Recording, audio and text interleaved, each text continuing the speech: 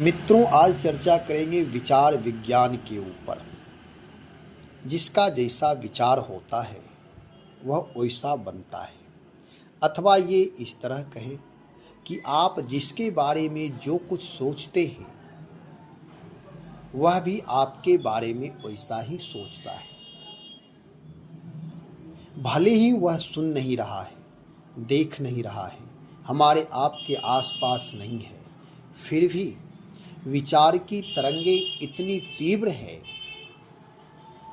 कि वह वायुमंडल में हर किसी को छू सकता है, चाहे वह 7 समुद्र पार रहते हो, कहीं दूर दूर रहते हो। लेकिन विचार की गति ऐसी है कि वह कहीं भी जाकर के उससे हृदय को, उसके मन को, उसके विचार को आंदोलित कर सकता है, केंद्रित कर सकता है, कुछ महसूस करा सकता है। ये विचार का विज्ञान है। हम आप अपने व्यवहारिक क्षेत्र में देखें कि जब किसी के बारे में, जैसे कोई आपका मित्र है, मित्र के बारे में जब हम आप सहज सोचते हैं, उसके बारे में मैत्री भाव, प्रेम भाव सोचते हैं, तो वह भी हमारे आपके बारे में मैत्री भाव, प्रेम भाव ही सोचता है। कभी कभी ऐसा होता है, मित्र से किसी कारणवश यदि द्वेष हो गया, किसी कारणवश आपसी मतभेद हो गया, वहीं से शत्रुता प्रारंभ हो जाती है। आप जैसा सोचेंगे अथवा वे जैसा सोचेगा वैसा आप भी महसूस करेंगे। इसलिए विचार शोधन की आवश्यकता है। दुनिया में कोई खराब नहीं है, कोई बेकार नहीं है, कोई भी व्यर्थ नहीं है, सब अच्छे हैं। यदि हम आप अच्छे हैं तो दुनिया हमारे आपके लिए अच्छा है। दूसरे व्यक्ति से किसी प्रकार कुछ ना कह करके यदि आत्मशोधन शुरू कर दें, अपने विचार को देखना शुरू कर दें, अपने विचार में निर्णय लेने से पहले झांकें, देखें, समझें, उसके बाद कोई निर्णय लें, कुछ ही दिनों में हमारा आपका जीवन एक सफल जीवन हो जाएगा। यही संसार मैत्री भाव का विस्तार होना शुरू हो जाएगा। लोग संसार की निंदा करते, व्यक्ति की निंदा करते, जगह की निंदा करते, वस्तु की निंदा करते। जो व्यक्ति जिसकी निंदा करता है वह हमेशा निंदनीय ही रहता है, और जो व्यक्ति जिसकी वंदना करता है वह वंदनीय हो जाता है।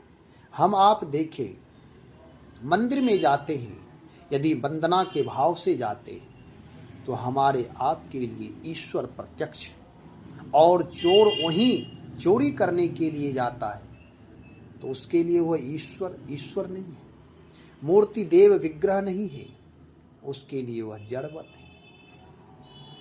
ऐसे ही यदि हम आप भी निंदा की जगह दूसरे की निंदा करते हैं, वस्तु की निंदा, जगह की निंदा, संसार की निंदा, क्षेत्र की निंदा, आसपास की निंदा, पड़ोसी की निंदा यदि करते हैं, तो जब आज आप किसी की निंदा कर रहे हैं तो कल आपकी भी निंदा होगी। यह जान लें। यह ध्यान देने वाली बात है कि जब हम आप किसी की निंदा भले ही मानसिक भाव में भी कर रहे हैं तो हमारे आपके लिए भी निंदा का ही बीज बोया गया है, और वह फसल हम आप ही काटेंगे। हमारा आपका मन मानो एक खेत की तरह है। विचार रूपी बीज जो कुछ भी बोते हैं वह हमारे आपके मन रूपी खेत में ही बोते हैं, और फिर जैसे फसल पक जाने के बाद उसे काटते हैं, ऐसे ही हमारे आपके खेत का फसल काटने वाला अन्य कोई नहीं होता। हम आप किसी को काटने नहीं देते। ऐसे ही हमारे आपके मन में भी, मन रूपी खेत में जो विचार रूपी बीज बोया गया है वह एक न एक दिन पकेगा, हम आप ही काटेंगे। इसलिए कोशिश करना चाहिए किसी की निंदा ना करें। मन में कोई ऐसी द्वेषात्मक भावना ना लाएं, किसी के प्रति घृणा भाव ना लाएं, अपमान भाव नहीं लाएं। और जब तक विचार पर काम नहीं होगा, विचार पर शोधन नहीं होगा, तब तक अपने परिवार में, अपने रिश्ते में, अपने भाई बंधु के साथ, पिता पुत्र के साथ, भाई बहन के साथ प्रेम नहीं हो सकता, रिश्ता में पवित्रता नहीं आ सकती। क्योंकि भले ही एक जगह रहते हो, आप देखते हैं एक घर में ही दीवार हो जाते, एक जगह लोग बैठे रहते, आपस में वार्ता नहीं करते, वर्षों वर्ष बीत जाता, लोग एक दूसरे से बात ही नहीं करते। क्यों? क्योंकि मन में दूषण चल रहा है। तन से भले ही एक जगह, मन में कहीं ना कहीं द्वेष, ईर्ष्या, छल, कपट की भावना चल रही है। एक जगह रहने से कोई लाभ नहीं मिल रहा है और बार बार देखते ही शत्रुता बढ़ती जाती है। वैसा संस्कार जा रहा है, दूषित संस्कार।